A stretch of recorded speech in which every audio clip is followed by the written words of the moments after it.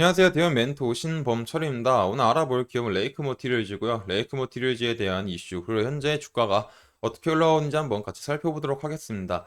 지난 시간 동안 레이크 머티리얼즈에 대해서 얘기를 했었던 거는 2차 전지에 대한 전구체, 그리고 태양광, 반도체, 하이케 이런 것들을 많이 말했었죠.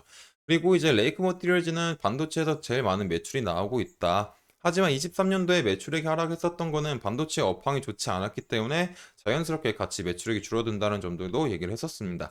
그리고 이제 지금 현재는 온디바이스 AR을 통해서 그에 맞는 반도체에 대한 수요가 증가하고 있기 때문에 반도체에서 가장 매출을 많이 올리고 있는 레이크 머티리얼즈가 같이 수혜를 볼 수 있는 상황이 마련될 수 있다라고 했었습니다. 그렇기 때문에 지금 당장은 반도체에 대한 상황이 어떻게 올라가고 있는지 살펴보는 게 제일 중요하다라고도 얘기를 했었죠. 그렇기 때문에 반도체에 대한 이슈를 한번 살펴보자면 이제 SK 2년 만에 LG 제치고 시총이 반도체 2차 전지 업황에 대한 영향이다라는 거죠. 결국에 SK가 2년 만에 LG를 제치고 그 시가총액 2위를 탈환했다라는 거죠. SK하이닉스 시총은 늘고 LG에너지 솔루션 시총은 줄면서 그룹 시총에 영향을 미친 것으로 파악했다. 결국 이제 반도체와 2차 전지의 엇갈린 경기가 반영된 것으로 보인다라는 거죠. 그렇기 때문에 2차 전지에 대한 수급이 반도체로 몰렸다라는 것도 생각해 볼 수 있습니다. 결국에 이제 아까도 말했듯이 온디바이스 AR을 통해서 현재 인공지능에 대한 생태계가 본격적으로 확대가 되고 있는 상황이기 때문에 이 AI에 대한 반도체 사용 증가와 이에 맞는 메모리가 많이 발전이 될 거다라는 거죠. 그렇기 때문에 이로 인한 반도체의 수요가 지속적으로 증가가 될 수 있다라는 이야기입니다. 그리고 이제 이렇게 반도체에 대한 업황이 좋아지다 보니까 레이크 머티리얼즈한테 조금 좋게 작용할 수 있는 부분이 이제 SK 하이닉스의 턴어라운드가 있다라는 거죠. 특히 이제 SK 하이닉스가 레이크 머티리얼즈의 주 고객사는 SK 하이닉스죠. 그리고 이런 SK 하이닉스가 22년 4분기부터 지난해 3분기까지 이제 4개 분기 연속 적자를 기록했었습니다. 결국 이제 반도체랑 이제 IT 시장이 좋지 않았기 때문에. 하지만 이제 4분기에는 반도체 업황이 조금 좋아지면서 턴어라운드를 할 수 있지 않나. 그렇기 때문에 어떤 이제 매수에 대한 의견도 계속 지속적으로 나오고 있는 중이죠. 그렇기 때문에 이제 SK 하이닉스 같은 경우는 디램에 대한 영업이익과 낸드에 대한 영업 적자가 어느 정도 축소가 될 부분들이 있기 때문에 앞으로 이런 부분들이 더욱 호전될 가능성이 있다라고 많은 기사들이 판단을 하고 있다라는 점입니다. 그리고 이런 상황에 맞게 SK 하이닉스도 이런 디램에 대한 생산 비중을 이제 늘리겠다라고 추진 중이죠. 그래서 일단 SK 하이닉스 같은 경우는 경기도 이천에 이제 M16 그리고 M14 공장에 이제 디램 생산 능력을 확대할 계획이다라는 겁니다. 그리고 이렇게 확대를 했을 때 좋은 점은 뭐냐면은 이제 SK 하이닉스를 이제 고객사로 들고 있는 레이크 머티리얼즈가 수혜를 볼 수 있다라는 점이죠. 그래서 이제 디램에 대한 비중 확대에 따른 이런 하이케이 전구체가 사용량이 증가가 될 수 있는 부분이 있기 때문에 또 이제 레이크 머티리얼즈 같은 하르푸늄과 징크로늄 전구체 모두 이제 가장 높은 시장 점유율을 보유하고 있고 SK 하이닉스에 이제 납품을 하기 때문에 이런 메인 밴드로서 수혜가 집중될 수 있는 가능성이 있다라는 점입니다. 그렇기 때문에 이제 24년도 1분기부터 조금 반도체에 대한 상황이 많이 나아질 수 있다라는 점이 되겠죠. 그리고 이제 뭐 하르푸늄 전구체 이런 부분들은 지난 시간에 대해서 설명했었으니까 넘어가도록 하겠습니다.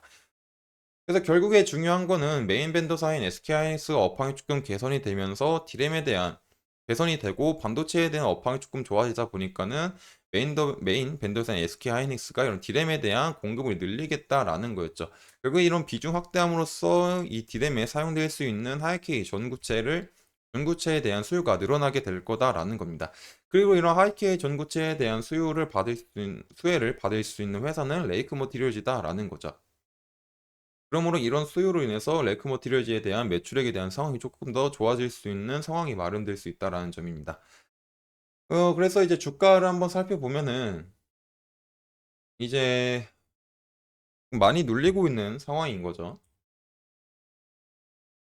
그렇기 때문에 지금 주요적으로 봐야 될 부분들을 보자면 고점 부근은 이제 2만 원 부분들이 있고 좀 지켜주면 좋았을 부분들이 20평선 부근이나 16,000원 부근이면 좋았을 텐데 지금 16,000원 부근을 살짝 깨고 이제 장을 마감했다라는 거죠.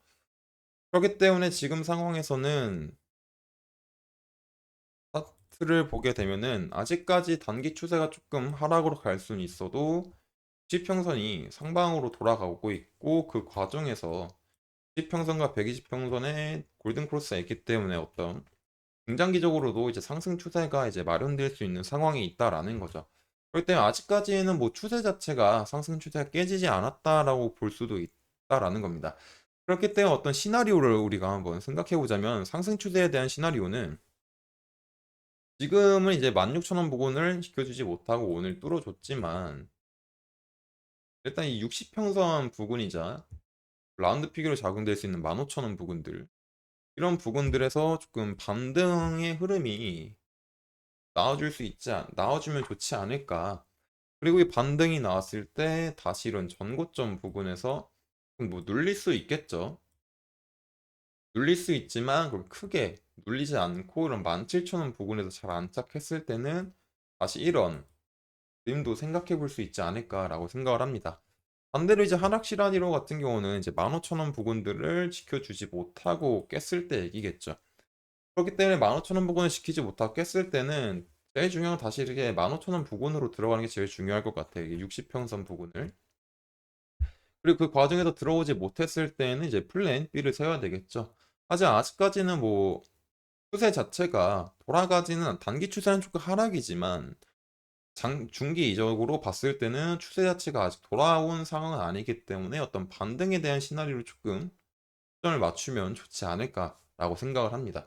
그렇기 때문에 지금 당장 봐야 될 거는 내일 혹은 이번 주에 이런 15,000원 부근이나 조금 더 널널하게 보자면 14,000원 부근들이 있겠죠. 이런 부분들을 잘 지켜줄 수 있는지를 한번 살펴봐야 될 것 같습니다. 그렇기 때문에 이제 레이크 머티리얼 같은 경우는 지난 시간 영상에서 굉장히 이제 많은 것들을 했었잖아요. 이제 반도체에 대한 거, 2차 전지에 대한 거, 태양광에 대한 거. 그렇기 때문에 이제는 이슈적인 것들에 대해서만 조금 얘기를 할까 합니다.